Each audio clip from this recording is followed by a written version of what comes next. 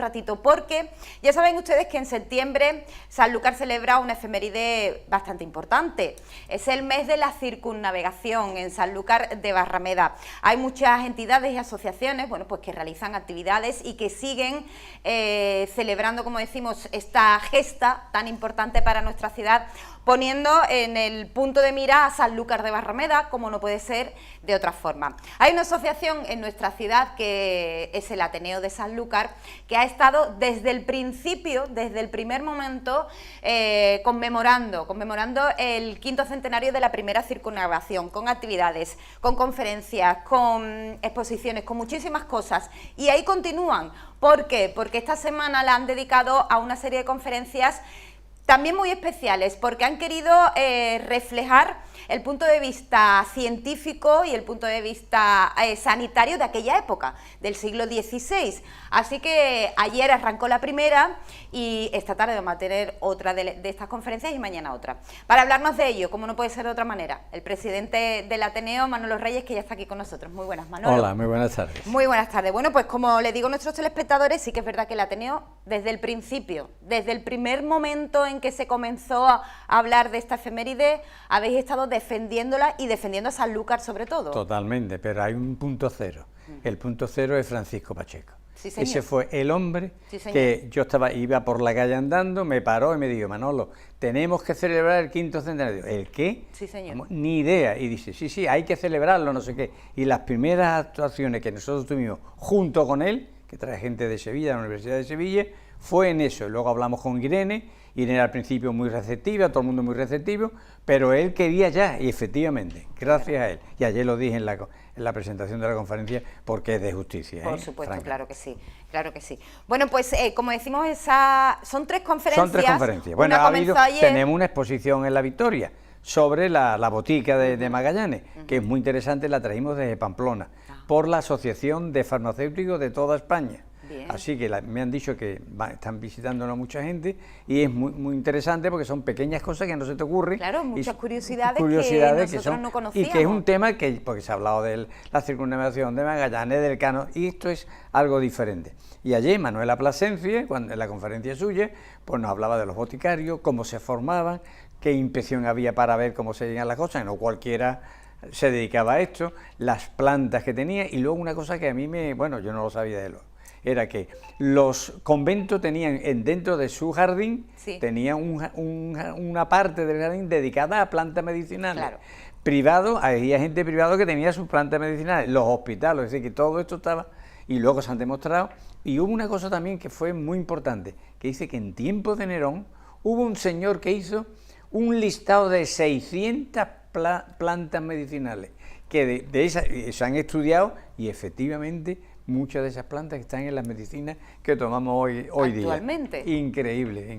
Pues la verdad Esa que fue. sí. Bueno, pues habéis querido eso, extrapolar la circunnavegación al punto de vista farmacéutico, esa de fue la de salud. ayer. Sí. Y la de hoy, porque cuando ve que teníamos una conferencia, la gente me preguntaba: Manolo, dile al ponente que el Cano que hizo cuando llegó a Sanlúcar. Y yo preguntaba a uno y a otro, pero hoy viene Manuel Romero Tallafigo, que es una autoridad, un catedrático impresionante, y nos va a decir exactamente qué hizo Sebastián Elcano en Sanlúcar, ¿verdad? El barco llegó, la gente se va, pero bueno, ¿y Elcano qué pasó? Manuel Romero, que sacó hace poco un libro precisamente hablando de, como... Sí, es como un diario, ¿no? El testamento de Juan Sebastián Elcano es impresionante. Es impresionante. Este es un hombre increíble, ¿no? Sí. Y lo hemos llevado a la Casa de Extremadura porque la Asociación de Farmacéuticos Española, la mayoría la Junta Directiva, son de Badajoz. Ah, bien. Entonces era un homenaje también a ellos, porque gracias a Sole Cruz, de la Casa de Extremadura, me habló de esta exposición de Pamplona. Yo dije, venga, adelante. Claro. Y gracias a ella hemos traído la exposición. Y ya que hemos traído la exposición con estas personalidades, hoy Manuel Romero, que ya lo conocemos, pero ayer Manuela Plasencia, que no lo teníamos ni idea, y mañana Cecilio Venegas Fito, que es el presidente del Colegio de Farmacéuticos de Badajoz, que además es una agrupación que no solamente hay farmacéuticos, sino dentro de los farmacéuticos hay escritores, pintores, vamos, una joya. Claro. Y entonces no teníamos más remedio que darle su punto. Y Cecilio mañana va a hablar precisamente de Francisco Javier Balmis, que y fue un gran vacuna investigador, y ilustrada. la vacuna ilustrada. Va a ser muy interesante también, un tío muy preparado, realmente preparado. Y Bien. es una manera de celebrar el septiembre dedicado a la Claro, es el mes de la circunnavegación a los 3 circunnavegación. años, porque ya esto se irá difuminando y todo eso, porque el tiempo pasa y hay otras cosas. Pero ¿no crees tú que Sanlúcar debería de seguir celebrando Hombre, esta efeméride? cositas en mes de septiembre yo creo que sí. Debe de O sea, seguir, no puede ¿no? pasar desapercibido, Por de aquí supuesto. hasta siempre, aunque creo que es nosotros algo que se nos debe- vayamos, ¿no? Claro. Eso, hombre, este año ha sido impresionante, está el Círculo Artesano, que han hecho muchísimas Sí, cosas, sí. nosotros hemos hecho estas 3, 4 cosas, más o menos, una cosita así, ¿vale? Pero Sí. es muy interesante, este mes es muy importante. Eso es lo que pienso yo, es un mes importante, un mes en el que los sanluqueños se deben concienciar, ¿ves?, de la gesta, ¿no?, que partió de Sanlúcar de Barrameda en 1522. Yo creo que se deben de concienciar, y lo hemos hablado muchas veces, de cómo dentro de, bueno, de las escuelas se debe de seguir Se deben, impartiendo los y profesores dando de conocimiento historia, de esta indudablemente. historia. Hombre, es que hablan de Sanlúcar, es que Claro, Sanlúcar claro. no es bajo de guía solamente, ¿eh? Claro. Yo tengo un montón de gente que le pregunto, ¿conocéis Sanlúcar? Y dice, hombre, por supuesto. ¿Dónde has estado? Dice, en bajo de guía, dígame. Tú Oye, conoces las tronas y has visto eso, pero... O en la Plaza Cabildo, Ahí Manolo. está, la pasa que iba esperando las tortillitas de camarones, ¿no? También. Pero que es importante. Bueno, la conferencia, tanto la de esta tarde como la de mañana, las puertas abiertas para todo el Para que quiera todo el mundo, a la asistir. Casa de Extremadura, y además que son gente estupendo, con Florencia a su cabeza, genial todo. Sin problema ninguno, estuvo hasta aquello hasta completar la bandera. aforo. Hasta completar aforo. Empiezan a las 8 de la tarde, muy 8 de buena la hora, tarde. una hora estupenda, Venga. y así que ya saben que en esa Casa de Extremadura, que se encuentra en la calle San Jorge, justo prácticamente enfrente de la capilla de la Hermandad del Hermandad del Rocío, Rocío, efectivamente. pueden ustedes disfrutar de estas dos conferencias. El Ateneo, como digo, celebra el mes de la exaltación del quinto centenario, pero sigue trabajando en muchas otras cosas durante este mes de septiembre. Tenéis ese homenaje a la generación del 27. Sí, mira, llevamos unos años preparándonos para el 2027, que será los 100 años de la Sí. generación del 27. Entonces, todos los años estamos haciendo cosas. Después de una cosa que hicimos en la bodega Argüeso sobre las poetas olvidadas, lo vamos a hacer ahora en Sevilla. Y vamos a hacerlo en Sevilla, en el famoso Palacio de Pinelo, que me han dicho que es una preciosidad y que yo no lo he visto. Lo vamos a ver ahora. Y ahí van a participar no solamente el Ateneo, sino una serie de entidades también, Ateneos de Granada, de Sevilla, en fin. Eso va a ser de exaltación, no solamente a la generación del 27, sino a las mujeres olvidadas dentro de la generación del 27. Bien, pues eso será el 26, de septiembre a las 8. 26 de septiembre a las 8. En, como bien dice, en la Casa de los Pineros, que es la Esa Real es Academia de la Bellas Artes de Santa Isabel de Hungría. De Hungría, claro Eso que es sí. en Sevilla, es algo Así es. importantísimo. Oye, si alguien, Manolo, quiere asistir y no tiene medio, ¿ponéis algún tipo de facilidades? Estamos intentando, Vale. buscar un autobús, Eso. por supuesto pagándolo, pero no solamente para ir al acto, porque claro, ir al acto donde escuchamos una serie de personas hablando y recitación de poesía, que es muy bonito y todo eso, pero la idea que tenemos es irnos por la mañana, Claro. ver la iglesia del Salvador y las cubiertas, que me han dicho que se han renovado, es una maravilla, la casa de la condesa de Lebrija, y luego por la tarde, donde vamos a tener esas conferencias, eso de la Academia de Bellas Artes, el Palacio de Pinelo, que me han dicho que es increíble. precioso. Y luego volvernos a las 10 de la noche, volvernos Claro, para acá. Entonces claro. vamos a ver, ya me han mandado presupuesto, voy a mirar cuánto nos puede costar, y toda la gente que quisiera venir con nosotros sería estupendo, genial, Estupendo, vamos. claro que sí. Un día de ocio y de cultura. convivencia y de cultura, claro porque que Sevilla sí. también es una maravilla. vamos. Para visitarla es preciosa. Bueno, pues estas son las dos actividades por ahora que está teniendo el Ateneo de nuestra ciudad en este mes de septiembre. Ya más adelante seguiremos hablándole y contándole, porque como digo, el Ateneo nunca para. No, para. Siempre están haciendo Siempre cosas, estamos haciendo y cosas. Manolo siempre está disponible para contarnos aquí en las mañanas contigo todas esas actividades que ustedes se enteren. Manolo, nos vamos a quedar con una pincelada de esa conferencia Venga, de lo de ayer. de los boticarios del siglo XVI, dedicadas, como decimos, a la circunnavegación, así que nos quedamos con ello. Perfecto, genial. Pasamos directamente, y es que claro, hablar de venir aquí a Sanlúcar, y es inevitable cada vez que hablamos de Sanlúcar, hablar de la Casa Medina Sidonia. La Casa Medina Sidonia no os voy a contar mucho porque seguramente todos vosotros que vivís aquí sabéis mucho más que yo. Pero a mí me llamó la atención que, bueno, pues os he puesto aquí este mapa para ver la extensión que tenía el ducado en esta época de Magallanes, en esta época época del siglo XVI, para que veáis que realmente era muy importante. La Casa de Medina Sidonia, que aunque se concedió por primera vez, el primer duque era el Guzmán el Bueno, que fue en el siglo XIII, pero fue en 1445 cuando se instalaron aquí. Por lo tanto, la Casa Medina Sidonia aquí en Sanlúcar está desde el siglo XV, ¿vale? Y entonces por eso formó parte importante de la expedición.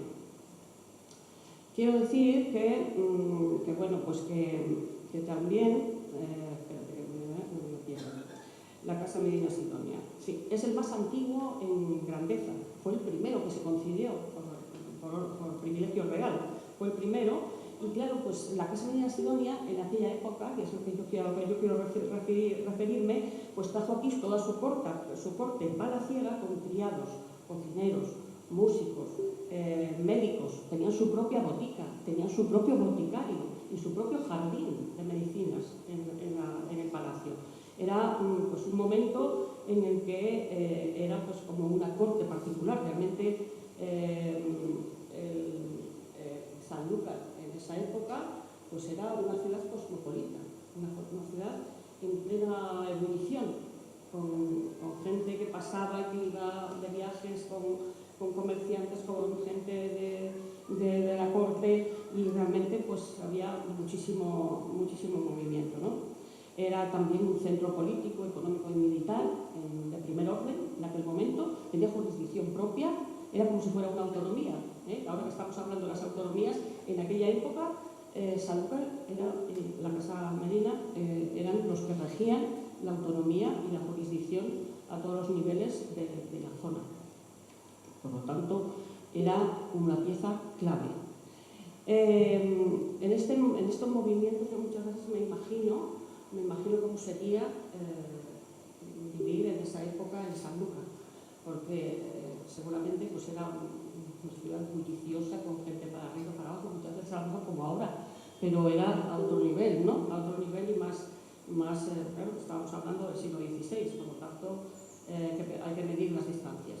Pero en aquella época yo me imagino a Fernando Magallanes preparándolo todo, que efectivamente salió de Sevilla, pero aquí estuvo más de una semana haciendo todos los preparativos. Los últimos preparativos de su hazaña fueron aquí, en Sanlúcar.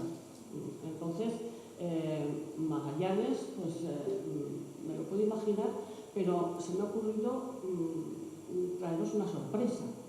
Y es que le he pedido a Magallanes que venga a esta sala. Pero claro, no puede ser físicamente, pero el espíritu sí.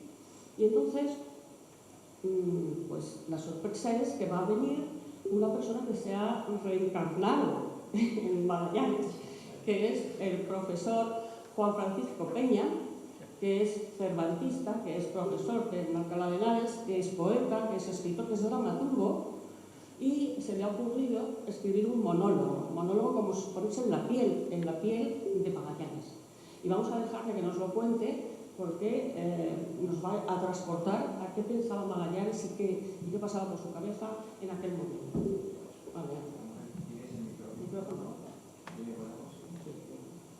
La aventura de Magallanes fue una aventura evidentemente muy complicada y lo pasaron muy mal. Estando en lo que llamaban la bahía de San Julián, que es un poco más abajo del Río de la Plata, lo bajaban costeando por Brasil, por la costa de Brasil, para buscar el paso de Magallanes. En ese momento, en la bahía de San Julián, Magallanes se para, piensa y escribe lo siguiente: fue un sueño que está a punto de desmoronarse. ¿Cómo pude confiar de esa manera en Zaleiro? En el grado 40. Y como insistía, había estudiado todo, había copiado el mapa de Martín Behaim, llevaba su esfera con todos los datos como el Evangelio. No podía ser falso. El paso por el occidente a las Molucas estaba claro. Estaba. Y aquí estamos, anclados en la desesperación. Y esperemos que esta parada no sea el comienzo de la definitiva. Más de un año hace que salimos de Sanlúcar. Si no me engañan los cálculos, era septiembre de 1519. Cómo añoro ese clima dulce, esas aguas tranquilas y cálidas del Guadalquivir. No fue fácil la partida, pero a pesar de todas las contrariedades, estábamos imbuidos por el espíritu de la victoria. El paso a través de estas nuevas tierras era un objetivo cierto. Las islas de la especiería nos harían ricos. Hemos vivido momentos de exaltación. Qué bien ha contado Pigafetta el paso por el río de San Genaro. Abundaba el agua, la comida, los indios eran generosos y cualquier baratija se convertía en un par de puños. No les hubiera importado a algunos marineros asentarse allí, porque a partir de entonces todo ha ido a peor. La costa es interminable y nunca aparece el dichoso paso. Hemos sobrepasado ampliamente el grado 40 y no aparece. Lo peor de todo es el desengaño. Tras la feliz estancia en el río de San Genaro, seguimos navegando y a la altura del grado 40 se abrió una enorme bahía. No me lo podía creer. Lo habíamos conseguido. Otro Gibraltar, otro Helesponto, parecía ofrecernos las puertas del Mar del Sur. Con qué entusiasmo lo describió Pigafetta. Y cuando la ilusión crece tanto, la decepción cae desde la misma altura. Navegábamos por esa inmensa bahía hasta que nos dimos cuenta de que se iba estrechando, pero sobre todo que dejó de ser agua salada para serlo dulce. No era el ansiado paso, era un enorme río. Ese fue el momento en que supe que el mapa de Martín Bejaín y los datos de Faleiro estaban equivocados. Me inundó el desánimo, pero me sobrepuse. No importa, un poco más. Vamos a navegar hacia el sur un poco más. Seguro que aparece el anhelado paso. Y así continuamos navegando, pero la costa se muestra cada vez más ingrata, más fría, más desnuda. La luz blanca, la luz meridional se ha convertido ahora en un batallón de nubes grises. Aquí no hay más que pingüinos zancajeando por la playa desnuda. A este lado del Ecuador, febrero y marzo no significan el comienzo de la primavera, sino del invierno.